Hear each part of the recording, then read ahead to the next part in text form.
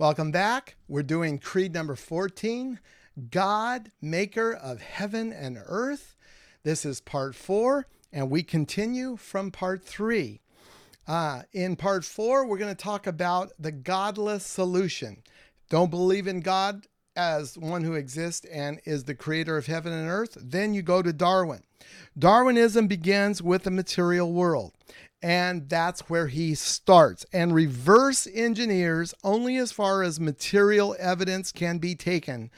And since God is before this world in existence and is immaterial, the trail for Darwin obviously ends there. And as we've seen in the previous lessons, part 2, I believe, we expounded upon the fact that God has intended. No, actually, it was in part 1, that God has intended that man could not find him through intelligence and wisdom. He has hidden himself. And every atheist knows, if they would be honest and just admit that if God exists, he's done a great job of covering his tracks and showing that the so-called crime existed, but you can't figure out who did it. And that's exactly what we have here. We have a world, a universe you can't deny. Pinch yourself, you'll feel it, you'll feel the pain, you will know you exist. The crime has taken place, but finding the criminal who did it, wow, he's smart. He has covered his tracks, and he's done so purposely, and he told us he would. That's why, as a believer, I am not shaken by the fact of the atheist who gets up and trumpets through intelligence how dumb it is to believe in God. I know better. It's the other way around. And so their faith in no faith is greater than my faith in God, in my opinion. They have to have more faith to believe in no God, looking around the world that we're in and declaring it to be all accidental through evolution. That's a leap of faith. I can't go down that road.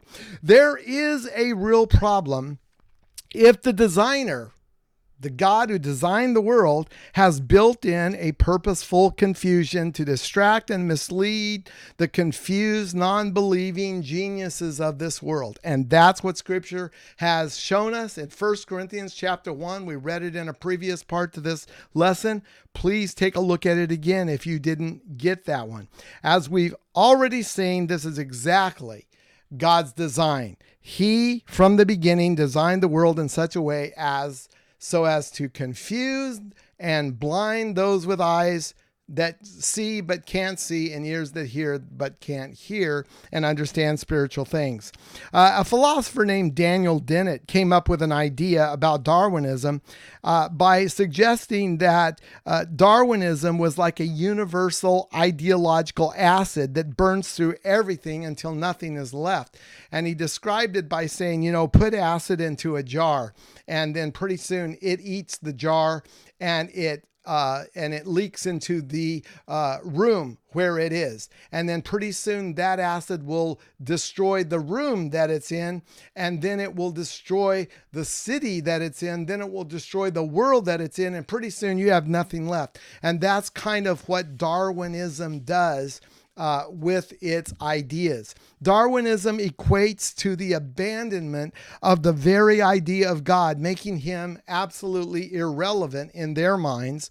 The new atheists brag about the fact that they don't need a God to explain how things exist. Thank you very much.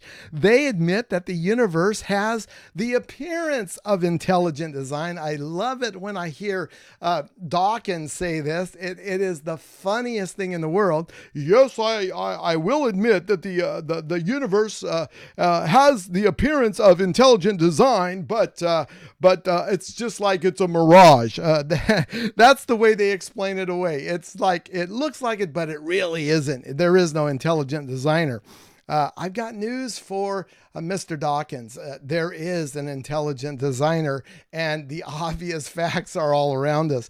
The effects of Darwinism, rather than giving us meaning and purpose for our existence, leads us to random hopelessness of a philosophy called nihilism. What is nihilism? It is a philosophical viewpoint denying any meaningful aspects of life. Life to them is without objective meaning or purpose, with no intrinsic value. Oh, I'm depressed. I'm going to find a bridge to jump off of. Nihilists believe there cannot be any inherent morality. They claim accepted moral values that people have are abstractly contrived and really don't exist. And there's no way you can count on these things. It's just what people accept. It's back to the valuation of each individual. What do you think is moral? What do you think is right? If you think it's right to go ahead and kill people, then it's probably okay. It's no better than feeding the poor. To them, one isn't greater than the other. And so they end up saying things that are absurd and believing things that are what I would have said in the 60s, retarded. It's just crazy. But now in the world I'm living in now, it's almost everything on the news is this way, and all of this gender bending and this stuff that's going on that we're having to accept as normal. Wow, it's really crazy. I mean, the crazies have taken over. The cosmologist named Carl Sagan, you might remember him. He had a TV program called Cosmos, and he started each one of these episodes saying this: the cosmos is all there ever was, or is, or shall be. That was the declarative statement of Carl Sagan's program.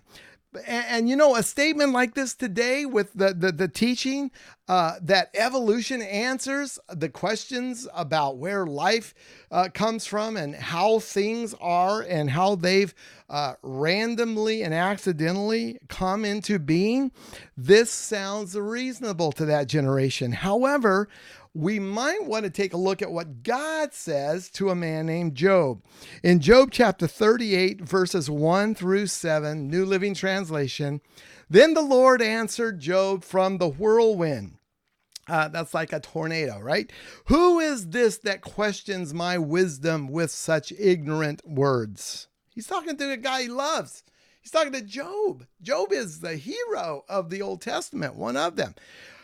Brace yourself like a man. Imagine God coming along talking to you like this, because I have some questions for you and you must answer them. I'm not going to let you get away without an answer, is what he's saying. Verse 4, where were you when I laid the foundations of the earth?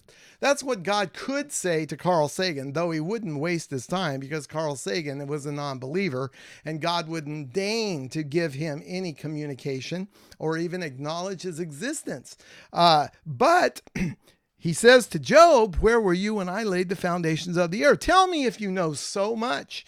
Who determined its dimensions and stretched out the surveying line? Did you know that God had a surveying line? He says so. But how would you know if he didn't tell you? What supports the earth's foundations, and who laid its cornerstone as the morning stars sang together and all the angels shouted for joy? Wow, did you know that the stars sing? They actually put probes into space. I heard one minister do a video on this, and his name slips my mind right now. But he did a thing where he showed that they had put probes into space, and certainly there is sounds that are very weird coming out from the universe. And the Bible has described this over 3,000 years ago as something that the stars sing and that the angels shout for joy. How would you know this unless God revealed it? The Christian worldview that accepts and believes God is the creator of all that exists, and this is the polar opposite view from Darwin and Sagan's world. The Christian worldview is incompatible with these. There's no trying to put these two things together. When one embraces a God-created universe, that which follows is true meaning and purpose. And this is something to be thankful for. This is something to be full of joy for. It also follows logically that this God created, let me say that again. It also follows logically that this God that we're talking about created a fallen world, yes, and we know why the fallen world happened, because of the sin that came into it. But he, having been there and created the world and then letting it fall, it follows logically that there would be a final perfection by a God who not only creates the universe, but sustains it. And it makes sense that there would be a new universe that would follow this universe and be fixed by a God who sustains and promises to renew it. And this is going to happen not only to the universe, but also to the humans who God cherishes, who are of faith. This elevation of mankind above all other creatures brings with it both responsibility and glory to the human state of existence. This in turn points us to the immortal nature of the human soul, which will always exist somewhere in a life beyond this present universe and existence. Now, let's go to question number 4.